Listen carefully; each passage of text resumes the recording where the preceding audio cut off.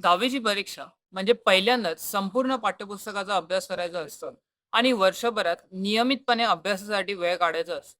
मात्र शाळा, क्लासेस व इतर ऍक्टिव्हिटीज मधून वेळ मॅनेज करता करता आपल्याला अभ्यासासाठी वेळच काढता येत नाही. पण खरं सांगायचं गेलं, जर आपली मनापासून इच्छा असेल तर खरंच या बिझी शेड्यूल मधूनही अभ्यासासाठी वेळ काढता येतो. माझ्या टाइम टेबल बद्दल सांगायचं गेलं तर तो काही असा फिक्स नव्हता. पण महिन्याभरात शाळेत, क्लासेसमध्ये ज्या काही परीक्षा होणार आहेत आणि बोर्डाच्या दृष्टीने महिन्याअखेरीस जेवढा काही सिलेबस कव्हर व्हायला पाहिजे त्याची यादी तयार करून त्यानुसार गोल सेट करून महिन्याअखेरीस पूर्ण करण्याचा मी प्रयत्न करायचा. आपल्या रोजच्या टाइम टेबलमध्ये बऱ्याच गोष्टी फिक्स असतात. उदाहरणार्थ आपली शाळा, आपली क्लास आणि याचे आपल्याकडे मिनिटाचे कॅल्क्युलेशन असायलाच पाहिजे. त्यातून छोटेच का होईना पण अभ्यासासाठी टाइम स्लॉट्स काढायला पाहिजे आणि या टाइम स्लॉट्सचा इफेक्टिव्हली युटिलाइज झाले पाहिजे. माझं रोजचा टाइम टेबल काही असा फिक्स नसायचा. पण अभ्यासा निगडीत जे काही टास्क आहेत ते दिवसाअखेरीस मी पूर्ण करण्याचा प्रयत्न करायचा. आज शाळेत व क्लासेसमध्ये जे काही शिकवले आहे ते रोजच्या रोज पूर्ण करायचा प्रयत्न करायचा. अभ्यासासाठी अधिकाधिक वेळ काढण्यासाठी डिस्ट्रॅक्शन्सना दूर करणं खूप गरजेचं आहे आणि अशा प्रकारे आपण आखलेल्या स्टडी प्लॅनचे चेकबॉक्सेस स्टिक होऊ लागतात आणि आपण आपल्या ध्येयाकडे एक पाऊल पुढे सरतो. खरं सांगायचं गेलं तर बोर्डाची परीक्षा हा एकटा विद्यार्थी देत नसतो, तर त्याचे संपूर्ण कुटुंब यात इन्व्हॉल्ड असतो. माझ्या पालकांचे या यशात एक फार मोठे योगदान आहे. या संपूर्ण वर्षभरात माझे घरात कमीत कमी कॉन्ट्रीब्युशन कसे असेल आणि मला अभ्यासासाठी जास्तीत जास्त वेळ कसा काढता येईल यांची ते नेहमीच खात्री घेत असत. मला ते संपूर्ण प्रकाराचे सहकार्य करत असत. इनफॅक्ट मला रात्री जर अभ्यास देखील करायचा असेल तर ते भर प्रकाशात झोपण्यासाठी तयार व्हायचे. परीक्षेत चांगले मार्क आले तर हवेत उडून न देता पुन्हा जोमाने तयारी करायला सांगायचे आणि कमी मार्क आल्यास योग्य प्रकारे मार्गदर्शन करून चुकांना सुधारून पुन्हा चिकाटीने अभ्यास करायला लावायचे.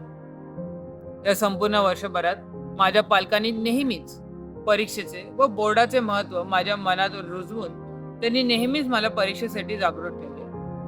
माझ्या यशाचे दुसरे केंद्रस्थान म्हणजे माझी शाळा. मी डॉक्टर अँटोनी डासिल्वा हायस्कूल या शाळेचा विद्यार्थी आहे. मी शाळेत 8वीत दाखल झालो आणि या शाळेत मी फारसा नवीनच होतो. मात्र माझ्या शाळेने व माझ्या शिक्षकांनी मी कधीही नवीन असल्याचं जाणीव करून दिली नाही. माझे भौतिक शिक्षक हे बोर्डाचे परीक्षक असल्याने बोर्डाच्या परीक्षेचे टॅक्टिकल अनालिसिस म्हणजेच कोणता धडा, कोणता प्रश्न महत्वाचा आहे, उत्तरांना मार्क कसे दिले जातात आणि कोणत्या प्रश्नाला किती वेळ द्यावा याचे संपूर्ण मार्गदर्शन ते करत असत. फक्त अभ्यास आणि अभ्यास न करता इतर शालेय उपक्रमात सहभाग करण्यासाठी त्यांनी मला नेहमीच प्रोत्साहित केले व या शालेय जीवनातील शेवटच्या वर्षाला एक अविस्मरणीय असे वर्ष बनवण्यात त्यांनी मला नेहमीच मदत केली. त्यामुळे मी त्यांचे नेहमीच कृतज्ञता व्यक्त करतो. स्टडी प्लसचे माझ्या या यशात एक अमूल्य असे योगदान आहे. स्टडी प्लस मध्ये आल्यानंतर इथल्या टीचिंग स्टाईलमुळे मी माझ्या अभ्यास करण्याच्या पद्धतीमध्ये बरेचसे आमूलाग्र बदल अनुभवले. उदाहरणार्थ टार्गेट, गाईड यातली तयार उत्तरे सरळ सरळ पाठ न करता धड्याला वाचून त्यातला सार समजून स्वतःची उत्तरे तयार करायला शिकलो. स्टडी प्लसचे एन्व्हायरमेंट खूप हेल्दी होते. सर्व शिक्षक नेहमीच चिकाटीने अभ्यास करण्यासाठी प्रेरित करत आणि वेळ आल्यास भरकटलेल्या मनाला पुन्हा रुळावर घेऊन येत. सतत काउन्सिलिंग झाल्याने मी नेहमीच माझ्या अभ्यासाचा ट्रॅक रेकॉर्ड ठेवू शकत होतो. 10वीच्या सुरुवातीपासून ते बोर्डाच्या परीक्षेच्या शेवटपर्यंत स्टडी प्लसने नेहमीच साथ दिली. स्टडी प्लस मध्ये माझा शैक्षणिकच नव्हे तर सर्वांगीण विकास झाला.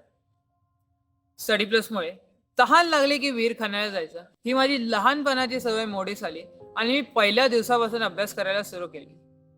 स्टडी प्लसची एक खास बाब म्हणजे ते नेहमीच विद्यार्थ्यांना अडीअडचणीचा सामना करायला शिकवतात.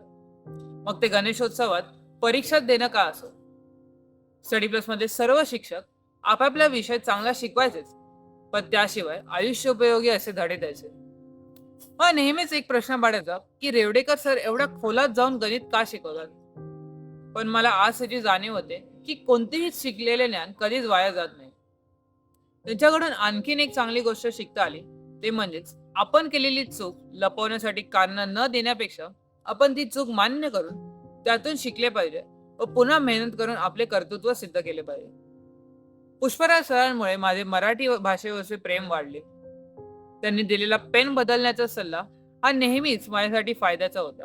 साई सरांनी आम्हाला शिकवले की कोणतेही काम ज्या दिवशी दिले गेले आहे त्याच दिवशी ते पूर्ण केले पाहिजे आणि ते पूर्ण झाल्याशिवाय तुम्ही आराम केला नाही पाहिजे. महेंद्र सरांनी आणि विनय सरांनी नेहमीच स्वतःचे विचार मांडण्यासाठी मला नेहमी प्रेरित केले.